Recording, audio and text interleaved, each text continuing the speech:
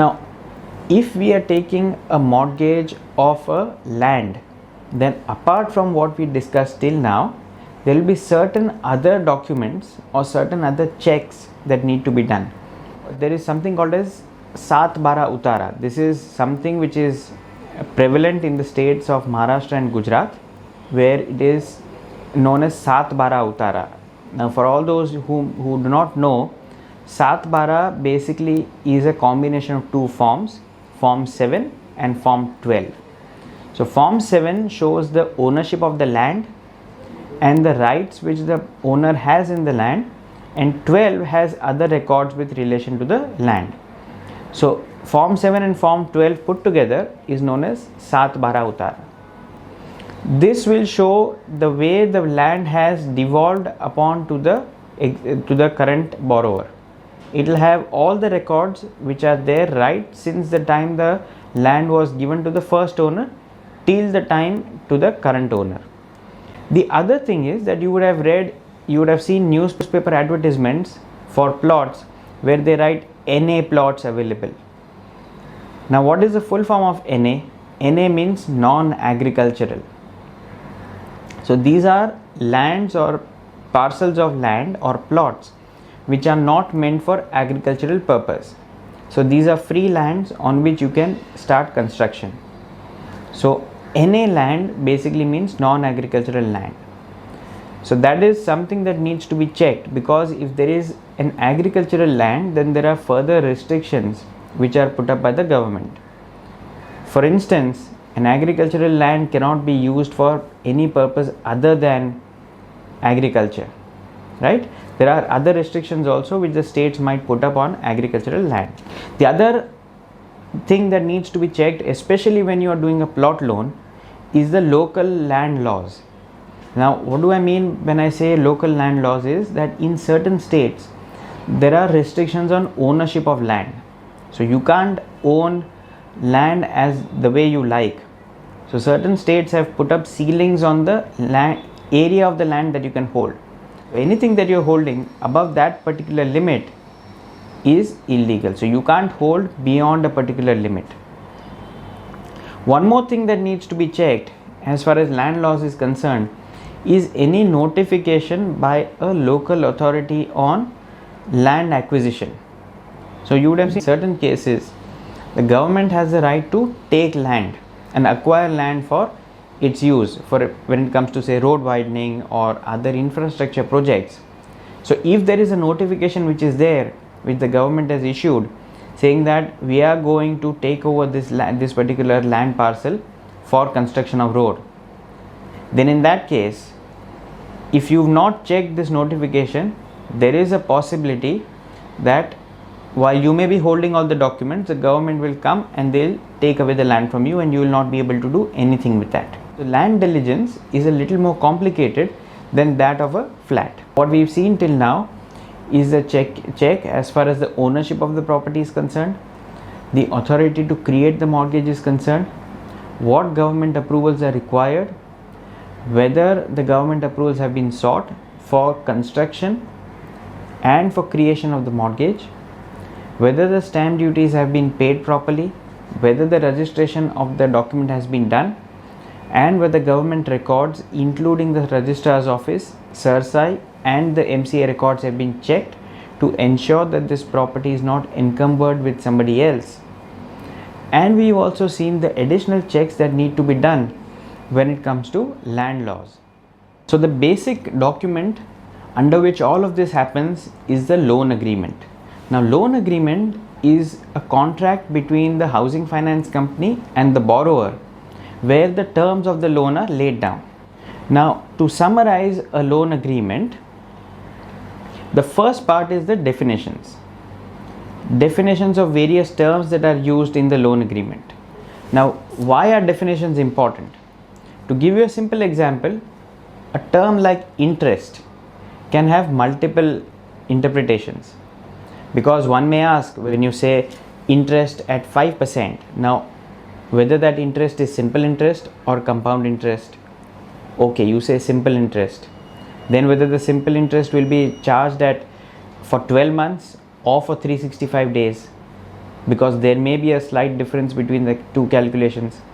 Or suppose you say compound interest, then will the compounding be done monthly or quarterly or half yearly or annually? If you say annually, then which will be the period? So in case of say compound interest, whether the compounding will be done on a monthly basis or half yearly or yearly basis, what will be the rate, will the interest rate change? So as I said, there are multiple interpretations to one particular term. So while these terms may sound to be simple, they are not all that simple when it comes to interpretation of a document in a legal manner. Now the other important aspect is the commercial terms. So once you've gone through the definitions, you will have the commercial terms, that what will be the rate of interest. You've already defined how the interest will be calculated.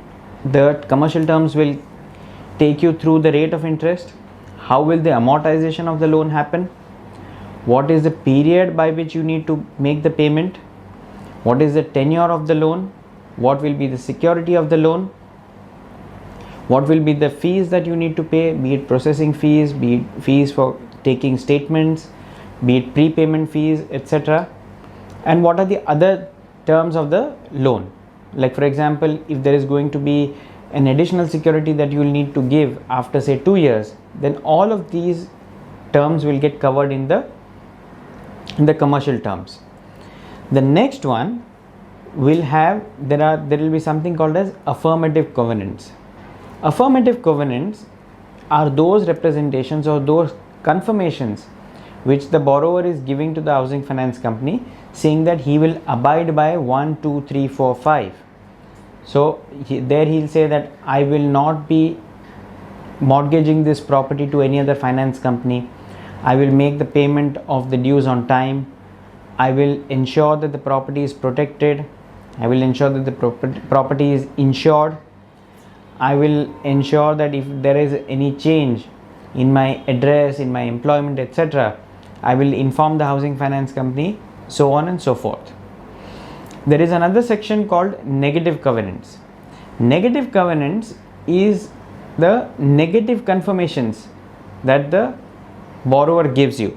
So negative covenants are those covenants which are representations given by the borrower, saying that he has the title to the property, that the property is his own, that he has the right to create mortgage on this property, that the ownership is subsisting, etc. There is another clause which is called the waiver clause. So while in the commercial terms the housing finance company has got certain rights in case of a default, the housing finance company also has a waiver right. So while the finance company can enforce the security or can levy additional interest or penalties as per the commercial clause, it can consider giving certain waivers to these penalties, and it is not compulsory to levy all these penalties or to take actions. Under the waiver clause, the housing finance company has a right to give the waiver. It is not available to the borrower. So the borrower cannot say that I am the one who is taking a waiver on this. The right lies with the housing finance company. There are other clauses also which are included which give right to the housing finance company.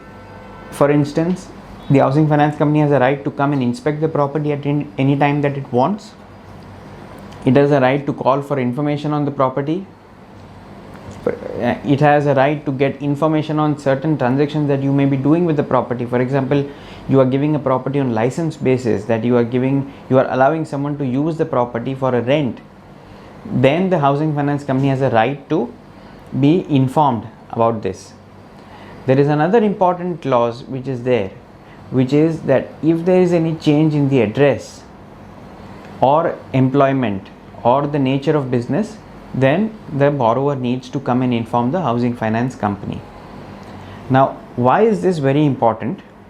The loan, as you've seen in the credit module, was given based on your employment with a particular employer or based on a particular income that you had. Now, if there is a change in the employer or if there is a change in the income, the finance company may want to reappraise your case. They may want to go through this whole credit process all over to decide whether you are eligible or not. The other aspect is the change in address. Now, why is a change in address important? The change in address is important because if the finance company wants to send certain notices or certain communication, it can do so on the new address. But apart from this, a very important reason why change in address is important to be informed to the finance company is the fact that if at all you are changing your address from India to a country outside of India, then an act called Foreign Exchange Management Act or FEMA will apply. FEMA has certain restrictions on the way the payment of the loan has to be done. So it can, as per FEMA, the loan can be repaid either through the banking channels or through a transfer from a bank outside of India. There are other compliances that also need to be looked at from the FEMA perspective.